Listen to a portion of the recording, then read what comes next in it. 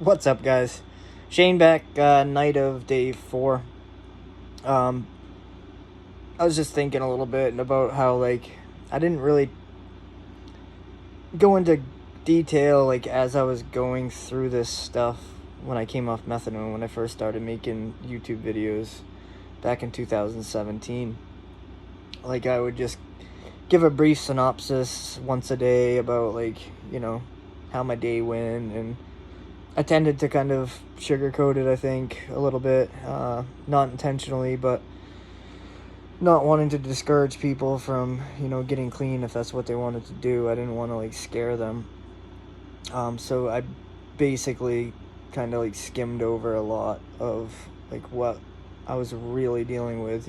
For instance, I might say, last night was rough, had a hard time sleeping or whatever, but ended up falling asleep and woke up at this time, but I didn't really go into good detail about how I would get through the nighttime, man, because nighttime is the worst, for me at least, and for, other people that I've listened to on YouTube, and I've been listening to, withdrawal videos on YouTube since, when I started, when, Ryan Donnelly was still alive, and he was the man, and Rock and Roberta, rest in peace to both of them, unfortunately.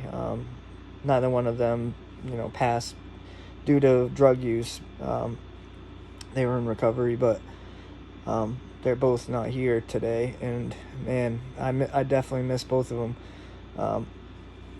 But anyway, I didn't really know what I was doing, and didn't discuss what I was going through in detail, and after getting through it, reflecting back and trying to make videos about, when I'm 9 months into my recovery, and I'm trying to make a video about, how to get through a night in early opioid withdrawal. What did I do? And trying to think back, but it's so impossible, to think back to what you were really feeling. But I'm here now, I'm in early opiate recovery, withdrawal, whatever you want to call it. I like the word recovery better, but I'm here right now, and I'm dealing with it. It's nighttime, and sorry about the air conditioner in the background, but it's hot. It's 90 degrees here in Maine today, and humid, hot. Actually, came in, I didn't have my AC until just a little while ago. I'm like, oh, I gotta put that thing in the window because it's way too hot to fall asleep. So I ended up doing that a little while ago. But yeah, man. So I'm getting a little off track. That's just what I do, man. You guys know. But yeah, dude. How do I deal with nighttime? What do I feel like right now? Pupils are huge. That's annoying. Really, that's all that is. Just makes things look weird. As you know, I'm a smoker, so if I light my lighter to light my cigarette, it looks orange instead of clear and yellow like it should look. Everything just has this weird lens over it. Also, I wear contact lenses, and I've been crying, man, straight up, just being honest, I've been crying on and off all day, just tears of joy. Just, I don't know, man, just a lot of different emotions that hit you, feeling upset, that I waited so long, but mostly just tears of joy, honestly, talking about people helping me, and just finding God and what he's been doing. It's all just really, my emotions are super sensitive, and going through the whole day, even though I had a good day today, it's still a lot for my body, my brain to take in right now, because it's new. I was numbed for 2 years on buprenorphine, and having all these feelings back, even though I'm familiar, I know how this feels, but at the same time, it still feels like that. So big pupils, I don't feel restless right now, but that doesn't mean when I like actually lay down and try to sleep that I'm not gonna be. Or sometime in the middle of the night I'll start just kicking and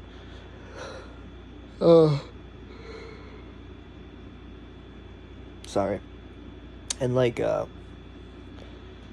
having a rock and roll in bed and do the floppy fish in bed. You know what I mean? But when that happens, I get up, man. I'll have to just get up. Like, I get to the point where I can't stand it anymore, and I'll just get up and walk around the house, go get a drink of water, like, you know, a healthy snack or whatever it might be, but that's usually, like, what I'll have to do. Take a shower, take a hot shower, even if it's 1, 2 o'clock in the morning. I mean, that is if you're living with people that, you know what's going on. Otherwise, they'd probably think it's kind of random that you're taking showers at, all hours of the night. But that helps a lot, man. Take a nice shower, especially like in the summer nights, like now in June. It's hot, and you do sweat a little bit more during withdrawal. So like, just right before I got into bed, like I took a shower, and I'm not someone, I usually take my shower in the morning, and I will take one in the morning, but while I'm going through this, taking one at night before I get into bed helps. I feel more refreshed. I smell good, I just, with the body wash and, shampoo and all that good stuff, like I smell good, and my bedding smells nice.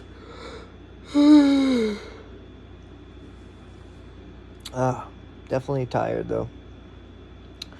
I'm not gonna take an Ambien tonight unless like I'm like desperate. I'll try it, but I don't believe it's gonna work. But yeah, I'm getting off track. But don't let it beat you. Don't let the night times beat you, because it does tend to get a little bit more dark. I feel like I tend to feel lonely. I live alone, and at nighttime, and it's late at night, everybody's in bed, and everybody, you just know, like, my parents live down the road, and sometimes when I'm going through something like that, it's like, I can think of all my family, like my sister, she's at home in bed sleeping nicely, right? 'Cause she's not an addict, she's not in withdrawal. My parents are, know my father's in there cutting logs, like snoring. My mom's sleeping, hopefully, if she hasn't trying to kill my dad for snoring.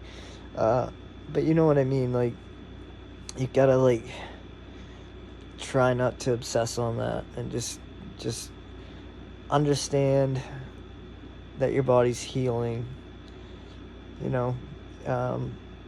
Pain is weakness leaving the body. There was a poster in boot camp that used to say that. Pain is weakness leaving the body. And it's the first time I read that, I'm like, dude, that is spot on, man. That's so spot on. Really, that's the way you have to look at it. Like, this sucks. Like, I wouldn't say it's really painful, but it's painful in its own kind of way. But it's just weakness, man. It's just weakness. It's that addiction and that being a slave to, maintenance meds or opiates or whatever it is. Just being a slave. Like, it's that weakness in me, like, just leaving my body. And that's what I'm feeling. But yeah, I mean, your brain's used to having, opiates stuck to the receptors in there all the time, and inducing these massive doses of endorphins and serotonin and stuff like that, your feel-good chemicals in your brain. And when you take that away, while it's there, like, your brain doesn't have to produce those chemicals, you know what I mean? Like, it's getting it somewhere else. It's getting it from, what the buprenorphine or the methadone or the opiate or whatever it is, so it stops basically making it. And as you are in the early withdrawal phase, and even the post-acute withdrawal phase, your body's slowly learning how to make these new connections and how to start producing serotonin and, you know, epinephrine and norepinephrine and all of these chemicals in your brain that produce, overall well-being, an overall sense of feeling well, feeling good.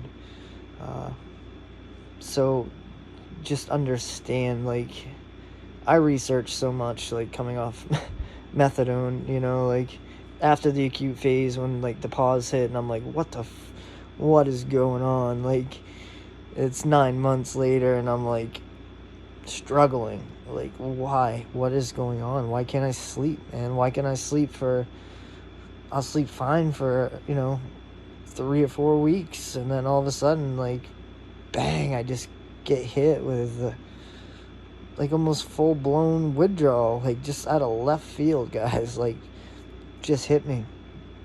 And it would last for anywhere from, a day or just overnight, or it could be up to a week. And I was experiencing that for, almost 2 years, coming off methadone.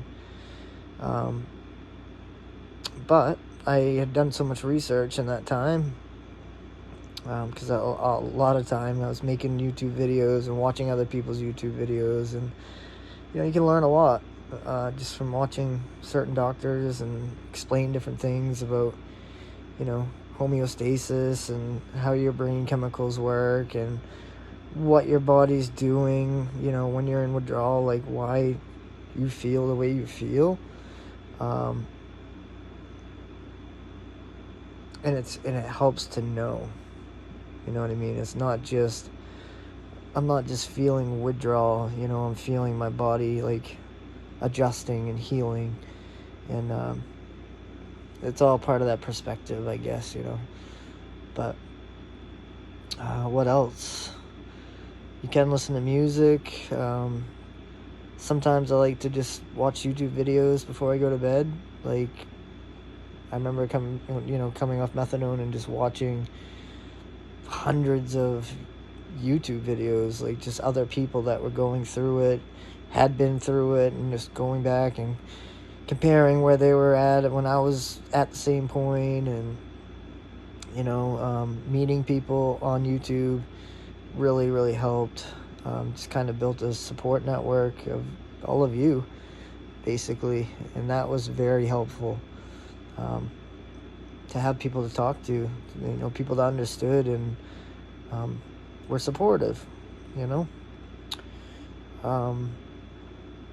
making your own YouTube videos, or even just making your own video journal.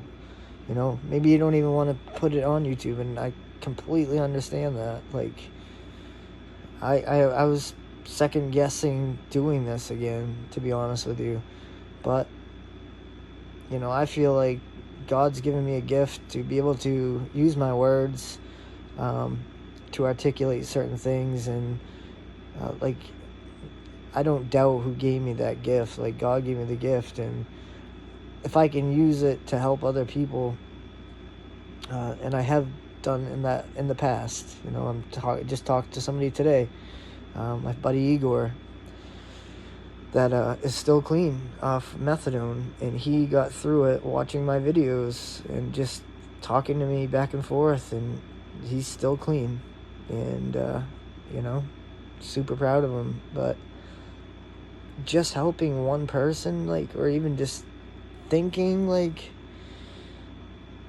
you're helping somebody is amazing. And if you don't publish them, going back and looking at your progress, even if you don't make them public, like, just being able to watch your own videos and go, wow, like, I was a mess on day 2, like, and then kind of realizing, like, wow, I've come a long way, like, I've definitely made improvements. It can be very helpful. Or even just not even a video journal, just a regular writing journal, chronicle what you're going through. Do that at nighttime. It'll help calm you down. It'll help get some of those thoughts out of your head, and put them somewhere where you can keep them and use that in your toolbox in recovery. you know, if you're ever having like second thoughts, if you're ever like, kind of what happened to me was I just kind of forgot like how bad addiction was. And you know, like, I wish I would have kept my old videos, and I wish I would have been smart enough to like been like, hey, I should go back and watch those videos, and that would have helped me. But that's just a couple things, guys. I mean, some people like heating blankets, or heating pads or whatever for restless legs. I found eating raw potatoes helps with restless legs. When I came off methadone, this is not a lie, I had like really bad restless legs, like super bad, when I was trying to go to sleep. And I don't remember if I came across it in a forum, or if I talked about it in a video and somebody had commented on the video, but they're like, hey dude, like, try, I know this sounds crazy, but try eating a raw potato before you go to bed. And actually other people said to just put raw potatoes in your bed, like you're just a raw potato, not peeled or anything, but just put it in your bed by your feet.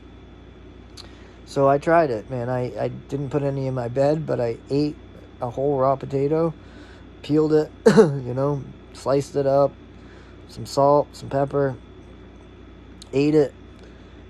That night, no restless legs, gone. Slept through the night. Every night after that, I ate a raw potato, and I didn't have restless legs. And then eventually I stopped eating them, and the restless legs had disappeared. They were gone. So that's an old trick. I didn't believe it at first, but I was like, I actually have raw potatoes. Like, I freaking Irish dude. Like, yeah, I got potatoes, so why not try it? Like, you know what I mean? If it's something that's not going to hurt you, if it's not like a medication, benzodiazepine or kratom or another opiate, try it. You know, I mean, what's the worst that can happen? Yeah. Probably shouldn't say that. But, yeah, I think the biggest thing is, though, if you're just reach that point and you're really frustrated and you're in bed, like, you gotta get up. Just get up and walk around. That's the best advice I can give you.